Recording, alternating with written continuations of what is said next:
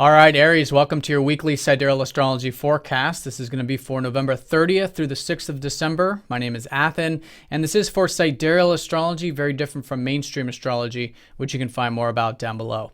All right, Aries, so this is a transformative month as we approach into December. Now, this week, we do have some nice things. A lot of the energy of the doubt and uncertainty from Saturn squaring up to Neptune is lifting. So the veil, the fog is lifting in all of this, which is very nice. And it actually looks like quite a good week. Now, the weekend, we do enter into that more transformative energy, which I'll talk about, which will be your ruler Mars squaring up to Pluto. And that's really forming the theme of these first couple weeks of the month. But this week, generally, as we build into that, it is nice to have that fog lifting, and we do have some nice aspects. So let's go and look at this in terms of what's going on for you personally. Right now, perhaps that uncertainty and that slow and steady approach to our future has been involving anything community related, involving your ideals, involving anything that's group related or innovative in some way, which has been Neptune in that ninth house of yours, as well as perhaps the depth. What's really meaningful to you in life? That's been Saturn really helping you structure the things that are about bonds in life, hopefully healthy bonds that you're forming, whether it's with relationships, whether it's with your work, your home and family, whatever it might be for you personally. But the eighth house is everything that's truly meaningful. So Saturn's helping you ground that, and through that you have a foundation for all the other areas of your life when it does have that meaning to you. So all of that's kind of under the microscope right now. You've got Mercury and the Sun all in that eighth house helping you see the truth generally, again, whether it's with yourself or some other external environment thing. And so the light's there, the sun's shining it, but now on Monday we are finishing up with that Saturn conjoining up to the sun, so it can feel a little bit restricted, it can feel a little bit restrained, and even confused because the sun will be squaring up to Neptune in this aspect regarding your self-expression. So when it comes to your vital life force, when it comes to your creativity, just on Monday it's like you want to ground that, work with it concretely, and in that way you are building those foundations again in terms of what's really meaningful to you in that watery area of life. Okay, so that's going to be finishing up, and again, a lot of that haze and stuff will really start to lift as we get into Tuesday and onward. Now on Tuesday in particular, we do have Mercury trining up to Neptune.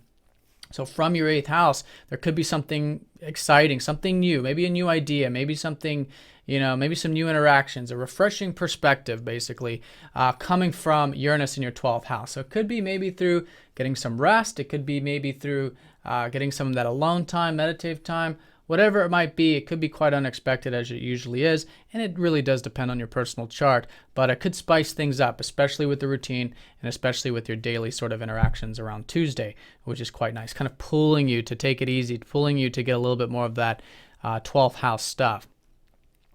Now, all is pretty much quiet until we get to about Friday, in which Mercury does square up to Jupiter. So here there is optimism, and this is usually an oversight, an insight. And it's coming from your fifth house. So there's been Jupiter in your fifth house, for almost the past, almost past 6 months. So there's been this optimism, there's been this, wisdom that you're learning about self-expression, about sharing who you are, about what you create, and learning more about your passions and your interests and your hobbies and things like that. So that energy is going to be strong, I would say, around Friday, and it's particularly relating to how to integrate that with what you're learning about what's really meaningful.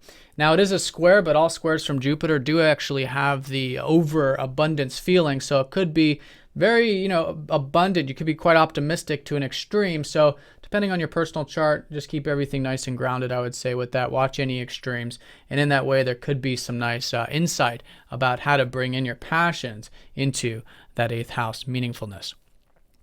So then as we approach the weekend, we do then have the sun sextiling up to Mars. So there is actual pretty good self-expression, I think, by the end of the weekend, because we are talking about your ruler Mars here. There's been a lot of focus with the daily activities, whatever it might be, work, diet, routine. And now there is prana, there's life force, at least an opportunity for that with the sextile. So you could be feeling quite vital, quite motivated, and a pretty good focus and intent over the weekend. Now, with that being said, Mars is forming that square up to Pluto, this weekend. So the key with this is to be open to being guided, be open to change. That's one thing Pluto always does, is shows us how sometimes we don't always see what is really needed in life. I mean, we can, and if we are willing to see it, if we are willing to go deep, if we are really willing to see the truth of the matter, then we can make change. So the more open we are to that, the better. So it's a good weekend for diving deep, and it's also a good weekend for really seeing what might really need to change with you and maybe your goals, your ambitions and drives, and making that structural change. And then in that way, it does become very grounded with the square. All right, so that's going to be the weekend. It could be quite intense with your drives. So non-attachment naturally comes when we're open to change and allowing the ego to sort of take a back seat. And then as we approach the following week, Mars will be opposing Uranus, but not quite yet. But do keep everything nice and grounded when it comes to the daily stuff and the things that we sometimes want to escape from, but it is important to have that rest and relaxation of that 12th house. All right, so Aries, I hope you guys have a great week. Thanks for watching. If you haven't already, do sign up for the one-on-one sessions now that I'm offering, which is buy one, get one free for the holidays, which you can find more about on the next page. And I will see you guys all next week. Take care.